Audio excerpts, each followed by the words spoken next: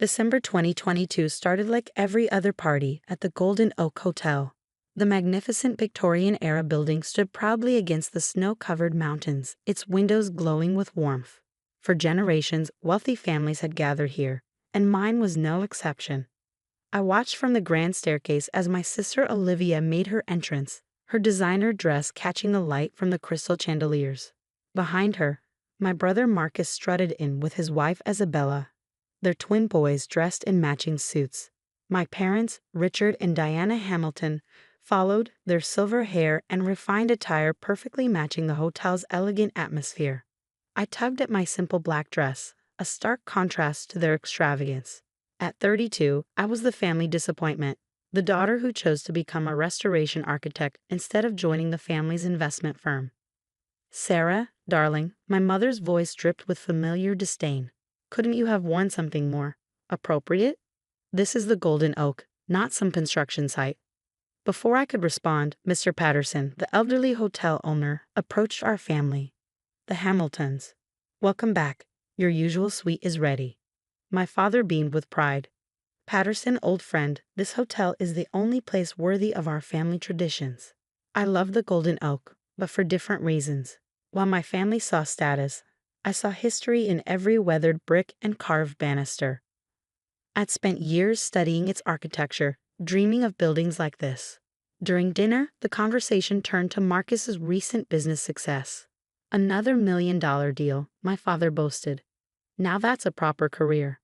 "Unlike some people's hobby," Isabella muttered, shooting me a pointed look. I gripped my fork tighter. "Restoration architecture isn't a hobby. I'm currently working on." "Please," Olivia interrupted, "spare us the details of your little projects. Nobody wants to hear about old buildings during party dinner." The final blow came during dessert. My mother clinked her glass, gathering everyone's attention. "We have an announcement. Next year, we're making party at the Golden Oak even more special. We're having an engagement party for Olivia and James. James Morgan, the man I dated for 2 years before Olivia swept in and claimed him for herself." My sister smirked at me across the table. "Of course," my father added, "we'll need to maintain certain standards. Sarah, perhaps it's best if you skip next year's celebration. We can't risk any unfortunate incidents." The room fell silent. Years of subtle jabs had finally culminated in outright exclusion. I stood up, my chair scraping against the hardwood floor. "You're right, Father. I won't be attending next year's party as a guest." I walked out of the dining room, pausing only to take one last look at the beautiful hotel lobby. Mr. Patterson stood near the front desk, concern etched on his kind face. He'd watched our family dynamics play out for years. That night, in my small apartment, I made a call to my bank. My years of careful saving and successful restoration projects had left me with substantial resources. I'd been looking for the perfect investment opportunity. 2 weeks later, I learned that Mr. Patterson was retiring and selling the Golden Oak. The hotel needed major renovations, work that would cost millions. Most potential buyers wanted to modernize it, destroying its historic charm. I opened my laptop and drafted an email. "Dear Mr. Patterson, I have a proposition about the Golden Oak Hotel." My family had just given me the perfect revenge, gift wrapped in holiday paper. They thought they were banning me from their party tradition. Instead, they'd given me the motivation to become part of the hotel's legacy in a way they never imagined. Little did they know, next party would be very different. Sometimes the best revenge isn't served cold. It's served with a welcome drink in a beautifully restored historic hotel lobby. As I signed the preliminary paperwork, Mr. Patterson smiled knowingly. "Your family never quite appreciated what you do, did they, Sarah?" "No," I replied, running my hand along the antique reception desk. "But they're about to learn." The Golden Oak would shine again, and this time on my terms. After all, I wasn't just buying a hotel. I was buying the perfect stage for a long overdue family lesson in respect. 11 months passed in a whirlwind of restoration work. I poured every ounce of my expertise and passion into bringing the Golden Oak Hotel back to its original glory, with subtle modern touches that enhanced rather than overshadowed its historic charm. The news of my purchase remained confidential, known only to Mr. Patterson and my trusted team. The hotel operated under a management company's name, allowing me to work behind the scenes. My family, wrapped up in their own lives, never noticed my name on any paperwork. 1 week before party, I stood in the newly restored lobby, admiring the hand-painted ceiling murals we'd uncovered beneath years of beige paint. The original hardwood floors gleamed, and the restored Victorian light fixtures cast a warm glow throughout the space. Miss Hamilton, Thomas, my new hotel manager, approached with a tablet. Your family's usual reservation just came through. They've requested the East Wing suite, as always. I smiled, reviewing their booking. Put them in the North Wing instead. I have special plans for the East Wing. The North Wing, while beautiful, had a perfect view of the construction equipment I deliberately left visible. I knew it would irritate my status-conscious family to no end. My phone buzzed with a text from Olivia. The hotel better not have changed too much. My engagement party needs to be perfect. I didn't reply. Instead, I focused on the final touches. Each room now told a story of the hotel's rich history through carefully curated photographs and artifacts. Even the staff uniforms were designed to reflect the hotel's Victorian origins. December 23rd arrived with a heavy snowfall. I watched from my office as my family's cars pulled up to the entrance. Their shocked expressions at seeing construction equipment were visible even from a distance. What happened to this place? I heard my mother's shrill voice through the security feed. It looks like a construction zone. Thomas greeted them with practiced professionalism. Welcome to the Golden Oak Hotel. We're undergoing some historic restoration work. Your suite is ready in the North Wing. North Wing? My father exploded. We always stay in the East Wing. We're valued customers. My apologies, sir. The East Wing is reserved for a special event. I watched Isabella pull out her phone, probably trying to find another luxury hotel. Everything's booked, she hissed. It's party.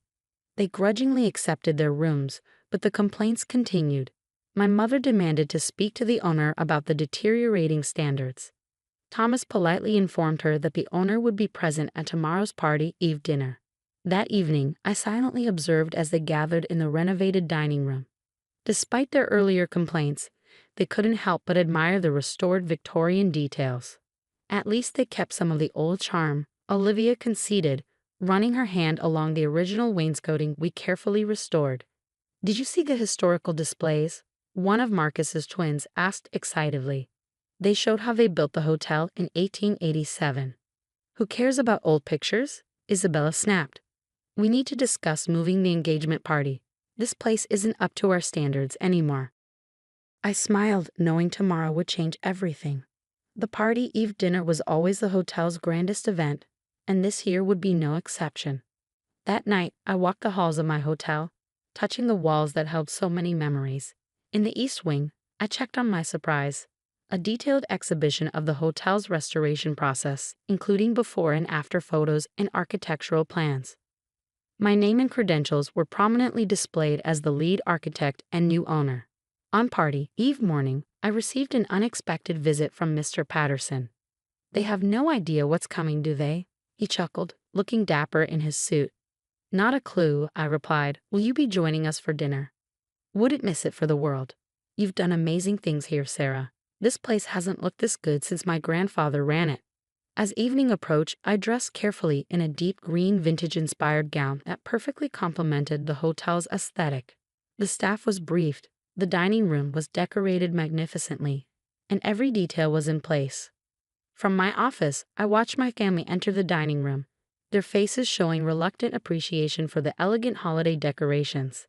They took their usual table, the same one where they'd excluded me the year before. Ladies and gentlemen, Thomas announced to the packed dining room, please welcome the new owner of the Golden Oak Hotel, who will share some words about the recent restoration. I took a deep breath and opened my office door. Sometimes the best revenge isn't just about proving others wrong, it's about proving yourself right. The stage was set, the players were in position, and I was finally ready to show my family exactly what their embarrassment of a daughter had achieved. As I walked toward the dining room, the weight of the moment settled around me like a warm blanket.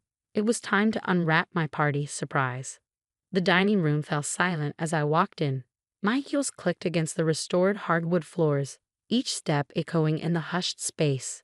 I caught my family's expressions transforming from curiosity to shock as they recognized me. Good evening, everyone. I spoke into the microphone, my voice steady and confident.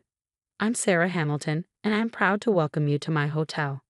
My mother's wine glass froze halfway to her lips. Olivia's mouth dropped open, and my father's face turned an interesting shade of red.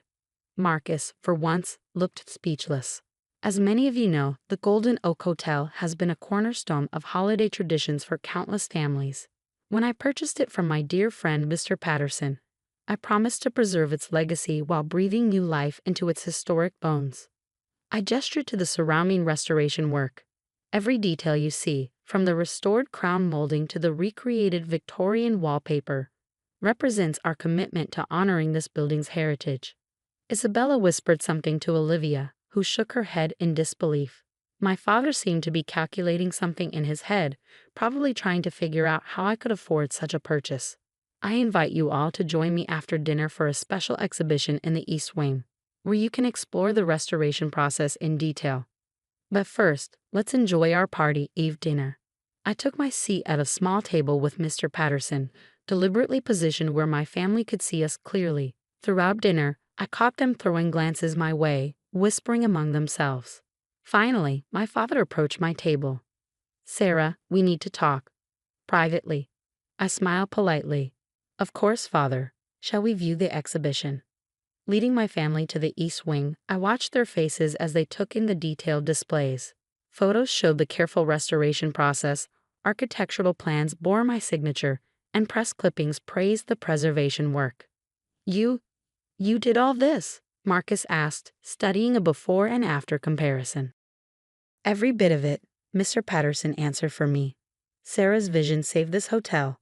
Other buyers wanted to gut it and turn it into another soulless modern resort. My mother touched a panel showing the financial investment involved. But how could you afford? Restoration architecture isn't just a hobby, Mother. I've been successful for years. You just never bothered to notice." Olivia stepped forward, her engagement ring catching the light. "Is this why you're doing this? To get back at me about James?" I laughed genuinely. "Believe it or not, Olivia, not everything is about you. I bought this hotel because I love it. Watching your faces tonight was just a bonus." "So what now?" my father demanded. "Are you throwing us out? Banning us like we banned you?" I turned to face my family, standing tall in the hotel I poured my heart into. "No, that's the difference between us. The Golden Oak welcomes everyone who respects its history and values. You're welcome to continue your traditions here, as paying guests, of course." Isabella scoffed. "You expect us to just accept this. Accept it, leave, it's your choice. But know this, I'm not the failure you thought I was. I never was." My brother's twins tugged at my dress. "Aunt Sarah, can you show us how you fixed the secret passage in the library?" We saw it in the display. For the first time that evening, I saw my family really look at me, not as the disappointment, but as someone who had achieved something remarkable. "Sarah," my father said quietly, "I was wrong. We were all wrong." "Yes, you were," I agreed. "But it's party Eve, and this hotel has always been about bringing families together, even imperfect ones." Over the next hour, I gave them a proper tour. My mother actually gasped at the restored ballroom, and Marcus asked intelligent questions about the renovation process. Even Olivia admitted the hotel looked better than ever.